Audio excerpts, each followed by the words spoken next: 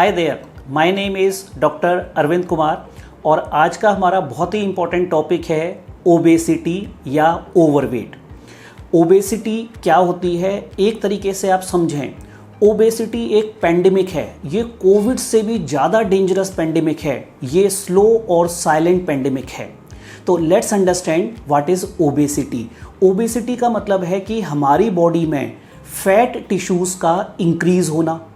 अब ये कैसे असेस होता है, हम किसको ओबेस इंडिविजुअल बोलेंगे, किसको ओवरवेट बोलेंगे, लेट्स अंडरस्टैंड।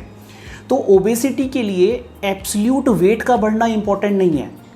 ओबेसिटी के लिए इंपॉर्टेंट है कि हाइट के अकॉर्डिंगली वेट कितना है, और इस पैरामीटर को हम नाम देते हैं body mass index, that is known as BMI.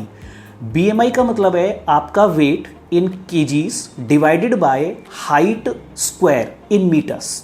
तो इस बीएमआई के बेसिस पे हम इंडिविजुअल्स को कैटेगराइज करते हैं, क्लासीफाई करते हैं इनटू कि क्या वो अंडरवेट हैं या ओवरवेट हैं। तो ये अंडरवेट तब माना जाएगा when it is less than 18.5 BMI की वैल्यू। तो जितनी भी वैल्यू हम बता रहे हैं वो बीएमआई की वैल्यूज हैं। अगर ये 18.5 से 24.9 तक रहता है तो ये नॉर्मल वेट माना जाता है। अगर ये 25 से 29.9 तक है तो ये ओवरवेट माना जाएगा। और इंडियंस के लिए थोड़ा सा जो कट ऑफ है वो हल्का है, कम है। इंडियंस के लिए ओवरवेट हम मान लेते हैं 23 से लेके 29.9 तक। ओबेसिटी कब बोलेंगे, जब बीएमआई मोर देन 30 हो गया है, और extreme obesity when it is more than 40। तो BMI is most commonly used parameter to assess the obesity. What are the causes of obesity? तो ओबेसिटी के कॉजेज हम डिवाइड कर सकते हैं इन्वायरमेंटल फैक्टर्स में, साइकोलॉजिकल, जेनेटिक और मेडिकल। इन्वायरमेंटल फैक्टर्स हैं कि कैलोरी का इंटेक ज़्यादा हो रहा है, दैट मीन्स कि हाई कैलोरी फूड इंटेक, जिस फूड में ज़्यादा कैलोरी लोड है, ग्लाइसेमिक इंडेक्स ज़्यादा है, वो ओबेसिटी करेगा। और उन कैलोरीज को बर्न हम कम कर रहे हैं, that means sedentary lifestyles. Psychological factors में आता है जैसे कि डिप्रेशन हो गया या स्ट्रेस हो गया, तो उस कंडीशन में हमारे जो ब्रेन के सेंटर्स होते हैं, एपेटाइट के सेंटर्स हैं, वो एक्टिवेट हो जाते हैं और हमें भूख ज़्यादा लगती है। स्ट्रेस को रिलीव करने के लिए, एंग्जाइटी को रिलीव करने के लिए हमारे खाने का इंटेक बढ़ जाता है। एंड ऑफ कोर्स कुछ ऐसी साइकेट्रिक मेडिसिन्स हैं जो कि वेट गेन भी कर सकती हैं, जिससे हम मेडिकल रीजंस में भी डिस्कस करेंगे। जेनेटिक कॉज, तो कुछ ऐसे जेनेटिक कॉज हैं जिससे कि ओवरवेट हो जाता है। वो जेनेटिक कॉज होते हैं कि कुछ हार्मोन्स हैं हमारी बॉडी में, वो हार्मोन्स हमारी एपेटाइट को बढ़ाते हैं, तो उन हार्मोन्स का लेवल बढ़ गया तो हमारी एपेटाइट बढ़ जाएगी। और कुछ ऐसे हार्मोन हैं जो एपेटाइट को सप्रेस करते हैं, एक फुलनेस की फीलिंग लाते हैं, तो उन हार्मोन्स की डेफिशिएंसी से ओवरवेट ओबेसिटी हो सकती है। End of course the fourth condition is medical reasons. तो मेडिकल रीजंस में आता है इंसुलिन रेजिस्टेंस, यानी कि इंसुलिन काम नहीं कर रहा है।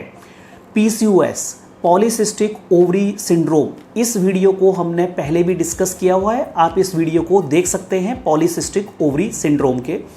Hormonal imbalance like Cushing syndrome, जिसमें कि स्टेरॉयड का लेवल बढ़ जाता है।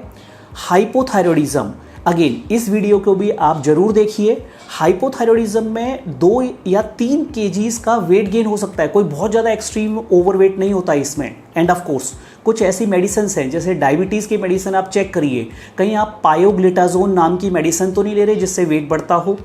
आप अगर रेगुलर पेन किलर लेते हैं तो वो किडनी के फंक्शंस को कम करके बॉडी में वाटर रिटेंशन करता है, उससे वेट गेन हो सकता है। End of course chronic steroid का लॉन्ग टर्म यूज़, उससे भी वेट गेन होता है।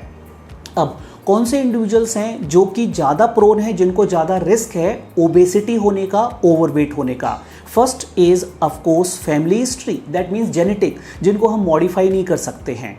और दूसरा होता है मेडिकल कंडीशंस, और मेडिकल कंडीशंस में ज़्यादातर ये एंडोक्राइन प्रॉब्लम्स होती हैं।